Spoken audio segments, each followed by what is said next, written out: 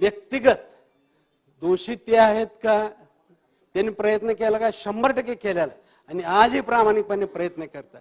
कुठलंही नकारात्मक ह्या आरक्षणाच्या बाबतीत त्यांच्या तोंडातून नाही असं नाही.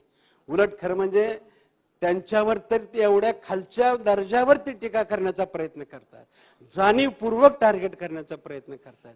मला असं वाटतं की ह्याच्या सुद्धा शोध घेण्याची गरज आहे आणि करणाऱ्या माणसाच्या मागणं बरोबर आहे.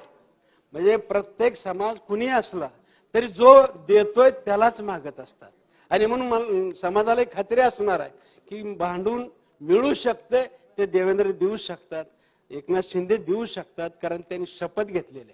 आणि म्हणून मला असं वाटतं की देत असताना सुद्धा ही जी टीका टिप्पणी, वैयक्तिक स्तरावरची टीका टिप्पणी जी होते, आपण सर्वांनीच या बाबतीमध्ये थोडंसं बंधन करण्याची गरज आहे असं मला वाटते. अनेकांनी, बच्चू कडू पाटील साहेबांनी सुद्धा जात ह्या विषयावरती बोलायचं नाही म्हणतात. मला सुद्धा आपल्या सर्वांनाच ह्या निमित्ताने विनंती, सर्वांनी गुन्हा नांदायचा असेल तर हा विषय कुठेतरी आपण चर्चा करू, हा विषय संपवला पाहिजे. जात जाती का नाही माहिती नाही, पण जात घालवण्यासाठी मात्र सर्वांनी जर प्रामाणिकपणे प्रयत्न केला तर मला असं वाटतं की ह्याला कुठेतरी यश येईल. कारण हे कैलासवासी तत्कालीन मुख्यमंत्री विलासराव देशमुखांचा काही दिवसापूर्वी व्हिडिओ ऐकला होता. त्यावेळेस त्यांनी सुद्धा म्हटले होते जातीवरती आरक्षण देऊ नका, आर्थिक निकषावरती आरक्षण द्या. जातीवर आरक्षण दिलं तर प्रत्येक जण माझी जात कोणत्या ह्या पाहायला प्रयत्न करतो आणि स्वाभाविकपणे त्या काळामध्ये, शिक्षणाच्या काळामध्ये, तरुणाच्या काळामध्ये जर आरक्षणामुळे मला नोकरी नाही मिळाली, आरक्षणामुळे माझा प्रवेश थांबला तर स्वाभाविकपणे दुःख वाटतंय. आणि मग मी जन्माला कुठे यायचे माझ्या हातात नाही, मी या जातीत जन्माला आलो म्हणून मला ह्या संधी मिळाली नाही, ही जी भावना निर्माण होती. आणि मला असं वाटतं की त्याचा सुद्धा या बाबतीमध्ये सर्वांनी विचार करण्याची अत्यंत गरज आहे. माझी सर्व सभागृहाला या निमित्तानं विनंती राहणार आहे की गरिबी आम्हाला दूर करायची. कारण आंदोलनामध्ये सुद्धा आर्थिकदृष्ट्या संपन्न असलेला कुणीही आंदोलनात जात नाही, जो गरीब आहे तोच जात असतो. आणि मग ही गरिबी जर संपवली तर माझा दावा आहे पुढच्या 5 ते 10 वर्षानंतर हाच मराठा समाज परत आरक्षण माघारी घेईल आणि ह्या सगळ्याला संधी देणार आहे. कारण ह्याच्या रक्तात ह्याचा डीएनओ आहे, तो देण्याचा डीएनओ आहे. आणि म्हणून मला खात्री आहे की फक्त काही दिवस यांना जरा संरक्षण देण्याची गरज आहे, ते आपल्याकडून व्हावं अशी एक माझी विनंती आहे. याचबरोबर दुसरं मला म्हणायचं आहे, केंद्र सरकार असेल, राज्य सरकार असेल, माझ्या सर्व सदस्यांना विनंती राहणार आहे, केंद्र सरकारने राज्य सरकारच्या योजना ह्या गरिबापर्यंत आजही पोहोचत नाहीत, गरिबांच्या पर्यंत माहिती होत नाही.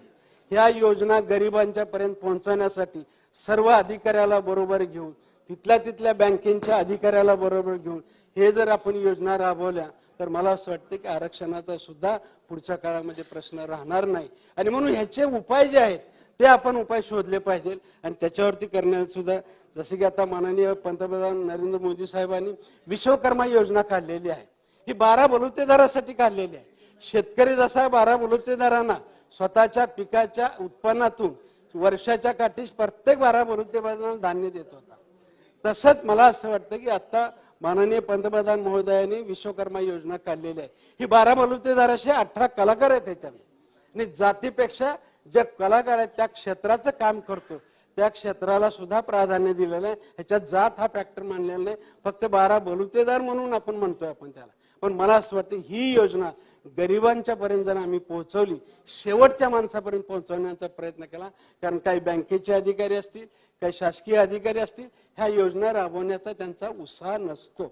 आपण एक सेवक आहोत, तर आपण सेवक म्हणून मला असं वाटतं ह्या सेवकांची जबाबदारी आहे ह्या योजना शेवटपर्यंत पोहोचण्याची जबाबदारी, ही जबाबदारी आपण पार पाडली पाहिजे. आणि या निमित्ताने मी आपल्याला विनंती करणार आहे की आपण सगळ्यांनी, जसं की आता मी पाहतोय 5 वर्षापासून अण्णासाहेब पाटील महामंडळाचा व्याज परताव्याची योजना चालू आहे. मीही माझ्या बँकेतून बघतोय जवळपास 500-600 तरुण मुलांना रोजगार देण्याचा प्रयत्न केला.